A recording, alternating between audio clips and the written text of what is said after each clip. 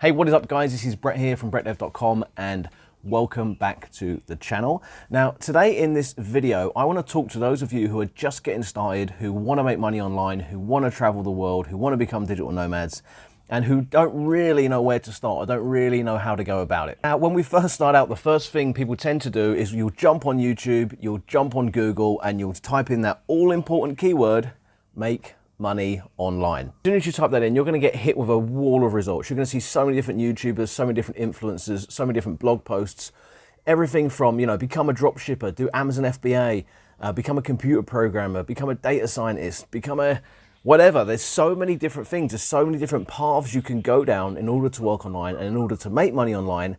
However, not every single skill set, thing that you learn, path that you go down may be right for you over the long term. You see, most digital nomads typically find themselves falling into one of three categories, okay? Three buckets. The first one is a remote online worker. The second one is a freelancer. And the third one is an online business owner. Now, I recently did a poll. I did a survey over on nomadschool.com. By the way, if you're not a member of Nomad School, all you have to do is go to nomadschool.com, or you can click the link in the description below and you can sign up. It's completely free. But I did a poll. I did a survey. I said, which one of these buckets do you fall into? 13% are freelancers, 53% are business owners, and 33% are remote online workers. That is, they work a job remotely for a company, typically back in a Western country. Now, the different things that these guys do just completely, it varies from anything from SEO to data science to programming. The spectrum is completely broad, okay? There's some people selling on Amazon, there's some people doing, writing, all sorts of things. If you want to see exactly what they're doing, like I said, you can go and sign up to Nomad School. But depending on the skill set that you learn, depending on, how you want to make your money online, you're going to probably land in one of these three categories, okay? And it's important to differentiate whether or not you want to have a remote job, whether or not you want to be a freelancer, or whether or not you want to be an online business owner. Because depending on the skill that you learn, it may not be that conducive to, running a business. For example, you might decide you want to become a drop shipper, but your end goal might be to make so much money and to do it with a team and to, have offices and, build a big business, a huge, big scalable business.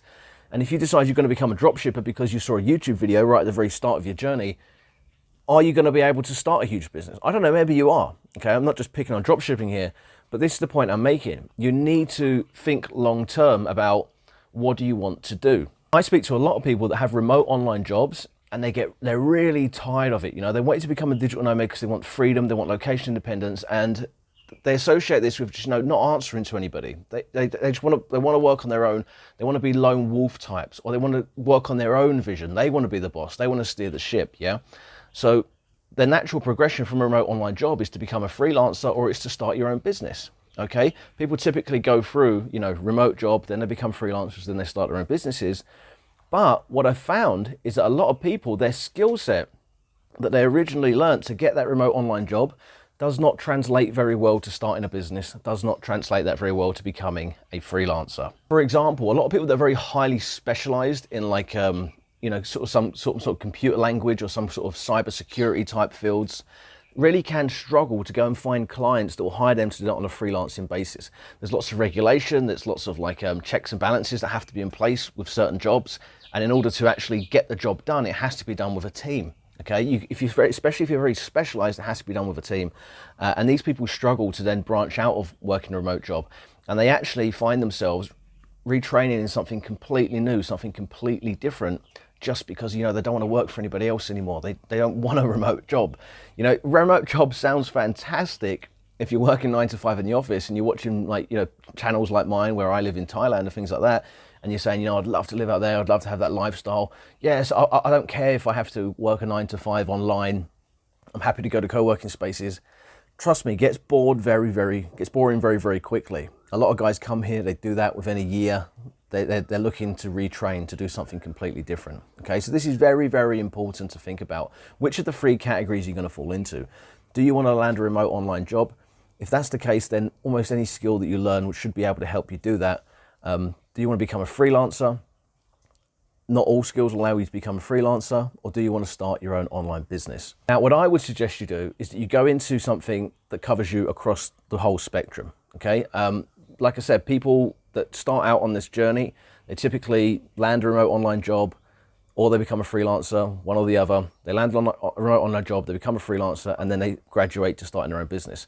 This happens over years and years and years and years of time. But it's, you know, you're going to eventually want to step up. You're going to eventually pivot in a different direction. This is natural. Not everybody does it, but most people, 80–90% of people, eventually get bored. You can't do the same thing for decades and decades and decades. You know, people want to grow. They want to, you know, start a business. They want to be more successful. And so I would focus on learning a skill that you can utilize across all three. Digital marketing is a great example of this. You see, I'm into digital marketing. I've taught hundreds of people how to do digital marketing inside the Digital Nomad framework. If you haven't signed up to that, what you need to do is go to brettdev.com/workshop, or the link's in the description. That will tell you a lot more about that. But digital marketing is awesome because, you know, you can get a job as a digital marketer, a remote online job. You can hone your craft, you can work with other businesses, and you can get a secure paycheck. That's fantastic.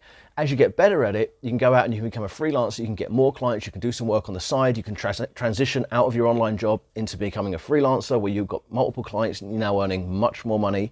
But you still have a limitation in the fact that, you know, you're a lone wolf, you're a freelancer, it's just you, there's only so many clients you can do, and then eventually you can scale up and you can start your own digital marketing agency.